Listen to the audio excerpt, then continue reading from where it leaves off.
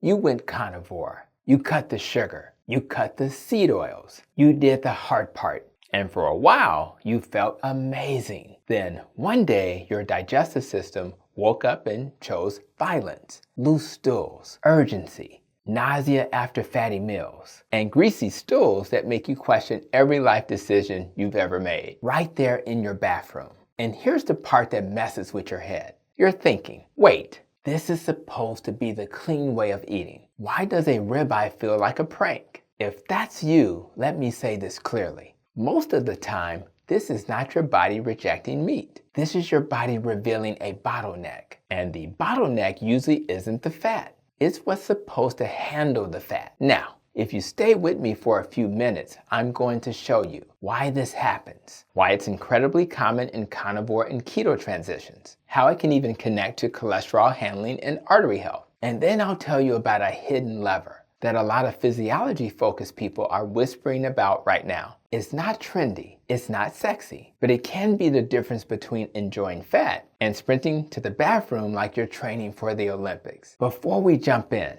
comment where you're watching from. I love seeing how far the metabolic health message is spreading. Now let's think like a doctor for a second. Fat digestion is not automatic. It requires a system with multiple steps. And the step that tends to lag behind, the one almost nobody talks about. When you eat fat, your body needs bile. Bile is made in the liver and stored in the gallbladder. When fat shows up in the small intestine, the gallbladder squeezes and releases bile. Most people think bile is just digestive soap. It is, but that's the beginner level. Here's the lesser known level. Bile acids are also metabolic messengers. They don't just help you digest fat. They signal through receptors like FXR and TGR5 that influence insulin sensitivity, inflammation, energy regulation, and gut motility. So if bile flow is sluggish, you don't just get digestive chaos. You can get a whole body something feels off experience. Now here's why carnivores run into this so often. A lot of people spend decades eating low fat or moderate fat and high carb and ultra processed foods. That doesn't train the gallbladder. It's like having a gym membership you never use. Then you go carnivore. Suddenly you're eating ribeye, brisket, eggs, butter, maybe even tallow. And now your gallbladder is being asked to go from couch potato to CrossFit couch overnight. It doesn't always adapt instantly. And when bile output can't keep up with fat intake, symptoms show up. Loose stools, urgency, nausea, bloating. And here's a very important lesser known insight. Sometimes it's not too much fat, it's too much fat at once. A huge fatty meal requires a powerful gallbladder contraction. If bile release is weak or delayed, fat doesn't emulsify properly. Unabsorbed fat pulls water into the intestines. That's diarrhea. Not because fat is bad, because bile is too late to the party. Now let me connect this to something that will surprise people. Cholesterol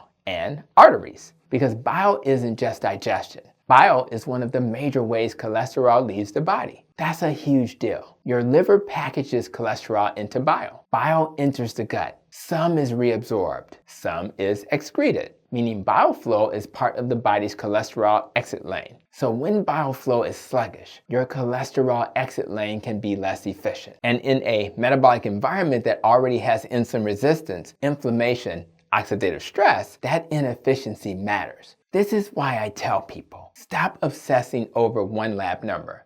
Arteries don't get dirty because you ate a steak. Arteries get sick in a metabolic environment of high insulin, high triglycerides, inflammation, oxidation, high blood pressure, fatty liver. And bile is connected to this whole ecosystem because it influences fat digestion, cholesterol clearance, microbiome balance, and metabolic signaling. So when I say clean arteries, I'm not saying there's a magic pill. I'm saying there's a system.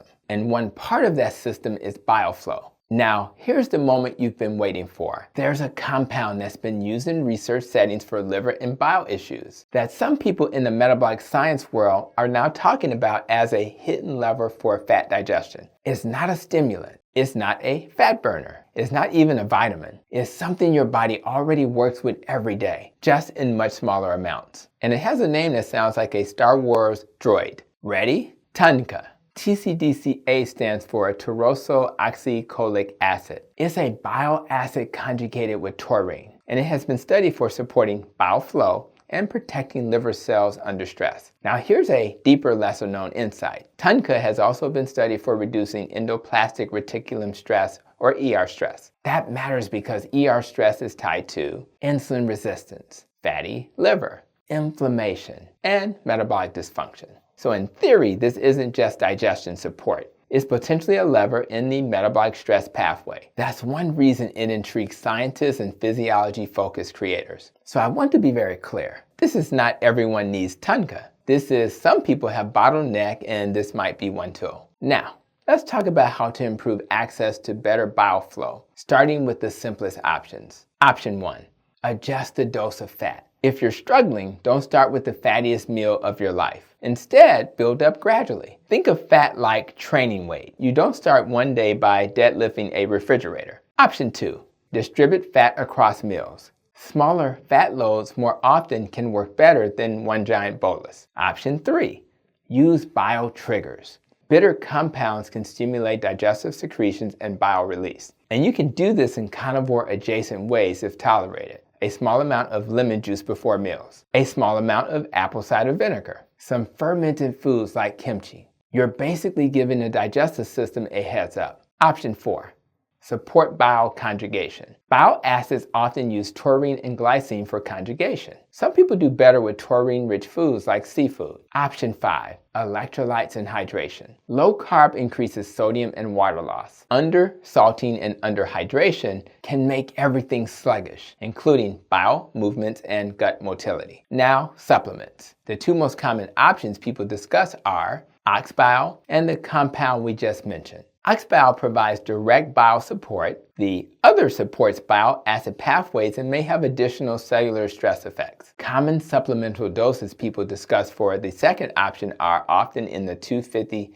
to 500 milligram daily range. But do not freestyle it if you have gallstones, pancreatitis history, bile duct disease, or liver disease. And here's the doctor's safety line you need to hear. If you have severe right upper abdominal pain, fever, jaundice, dark urine, pale stools, persistent vomiting, or pain radiating to the back, that's not adaptation. That needs evaluation. Quick pause. If this kind of root cause troubleshooting is helpful, hit like and subscribe, because the algorithm is basically a raccoon. It only comes back when you feed it engagement. Here's the bottom line. If you're having diarrhea or nausea on carnivore, don't assume you're failing. Assume you found a bottleneck. The bottleneck is often bile flow, and bile flow matters for digestion and for how cholesterol exits the body, which connects to the long game of arterial health. So troubleshoot intelligently. Train fat intake. Use bile triggers. Support taurine, glycine. Get electrolytes right. And use supplements strategically if appropriate, under guidance when needed. Your body isn't broken.